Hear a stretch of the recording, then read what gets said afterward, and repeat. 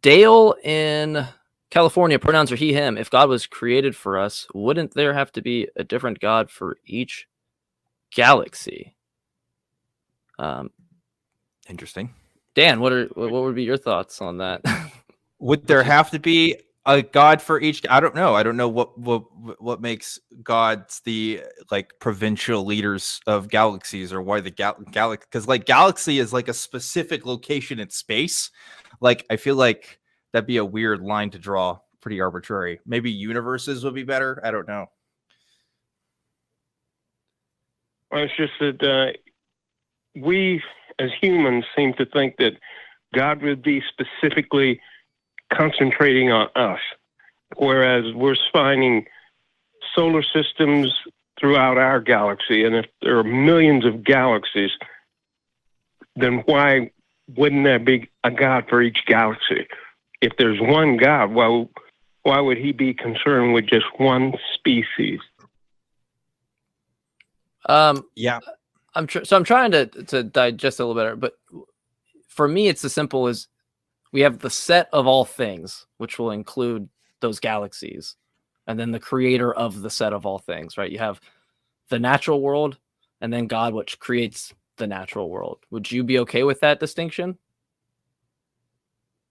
Well, the only problem is you have this natural world, but then if you go to another solar system like Alpha Centauri or all these other places where they're finding solar systems around them, if there are life in those solar systems, then why would he not be concerned with life in those solar systems?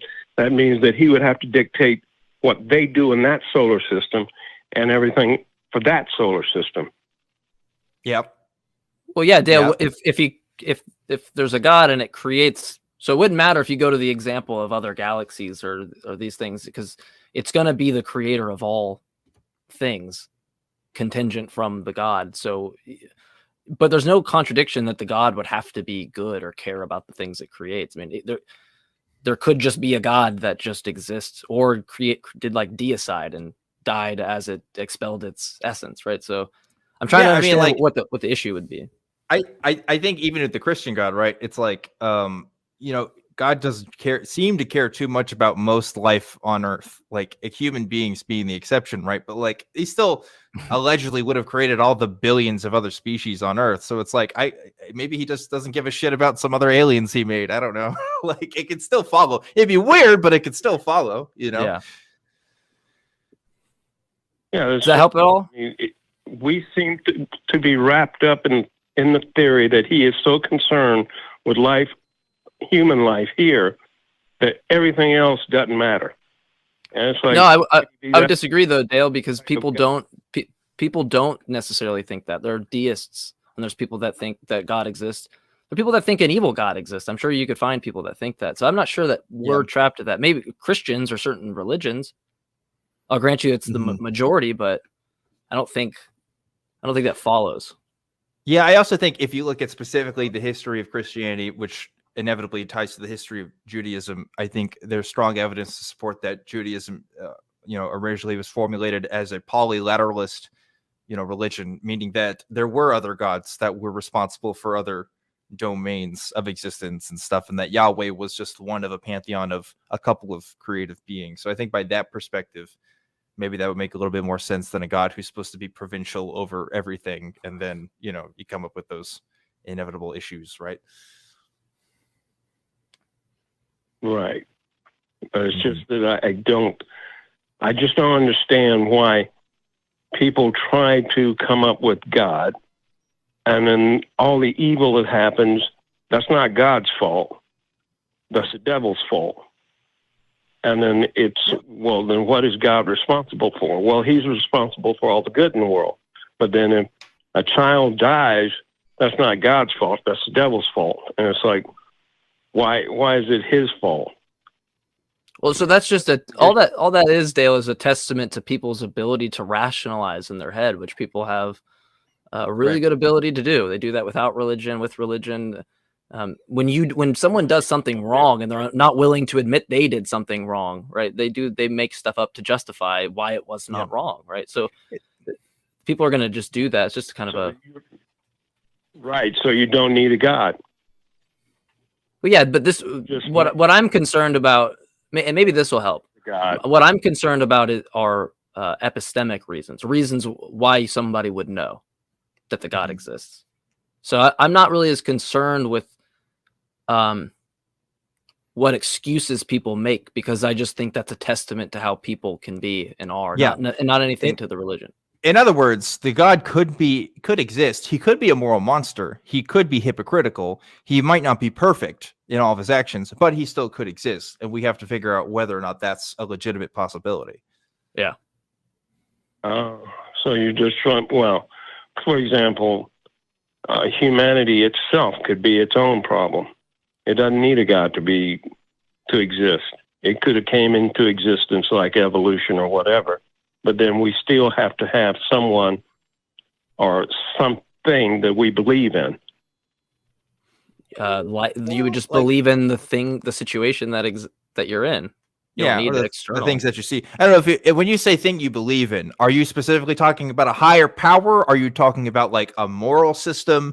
Because that can be kind of vague, right? I'm talking about a moral system, because I don't really think that you have to have a God to be either good or evil. It should just be a moral system, because it's been proven over and over again that if you give man any kind of excuse to blame somebody for something, he's going to blame them and then take it off of himself. Yeah. I mean, like wiping out a whole species or wiping out something, then he turns around and says, well, it was God's will that this happened, instead of accepting that they did it. I mean, it's been the project of philosophers for centuries to try to figure out what a good secular moral system would look like. Unfortunately, I don't think we have a great answer as of yet. I think there are a lot of good ideas that are put out there, but ultimately everything I look at has some sort of flaws. And anyway, now that doesn't mean that Christianity or any other religious system is better. It's not. In fact, it's objectively worse by, many metrics. But, I think it's an ongoing project that we don't have completely solved either.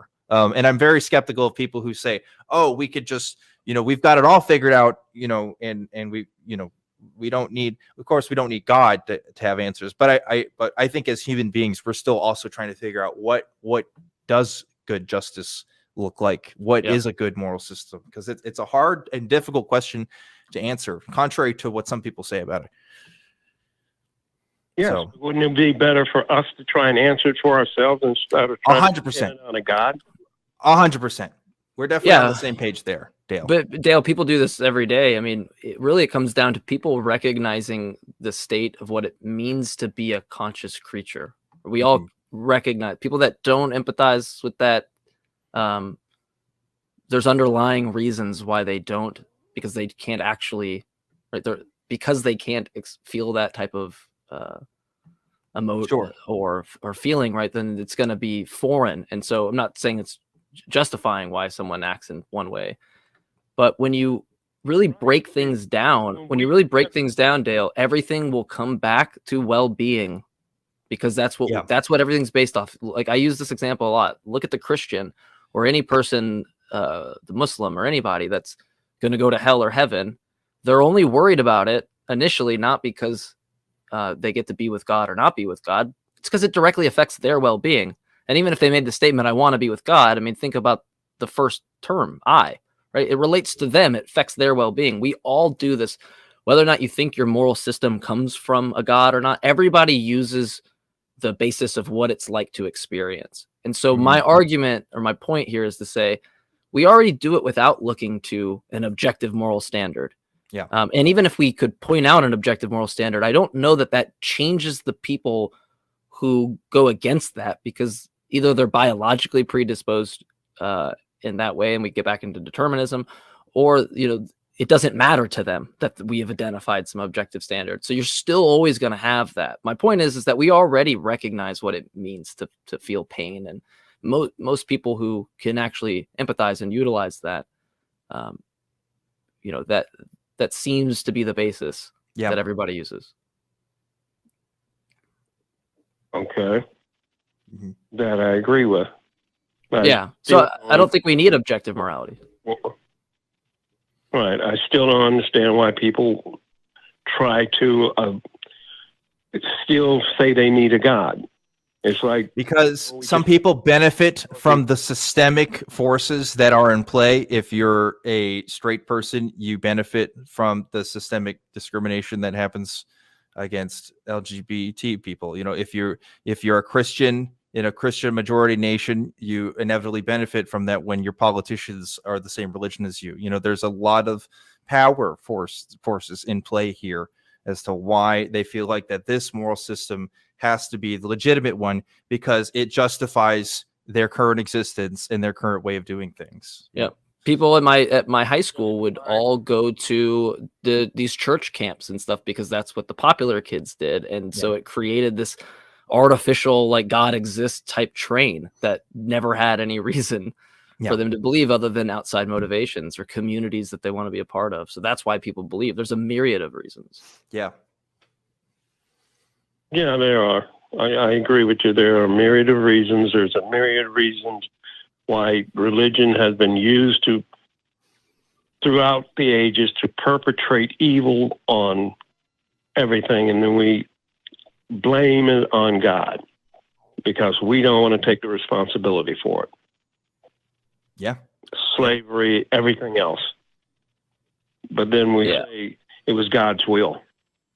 And it's like, why was God's will? Well, Dale, I'm gonna leave you with one thing. We're gonna move on to other callers. I would say, when you have this criticism, if the Christian or the theist that you're talking to is willing, right, you don't force this upon them by any means, but if they're willing to have that kind of conversation, and you know it's not going to be hostile or anything that might result negatively for either of you, just ask them why they believe, right? Because you'll never get the answer if you ask it as this blanket statement, because it won't apply to every person that the blanket's trying to cover. Right. And so so you just want to you have to take it individually. This is why me and Dan do what we do. We talk to individual theists one at a time and get their perspective. So that's the only way you could make progress with people. You can't obviously when we're talking in generalities, we're allowed to make these kind of blanket statements because we're trying to, talk about a wide berth of reasons. But when you talk to the individual, you have to make sure that you're coming not only from a place of empathy, but also from a place of reason. Obviously, getting social benefits from being a Christian is not the reason why most people would say why they are Christian.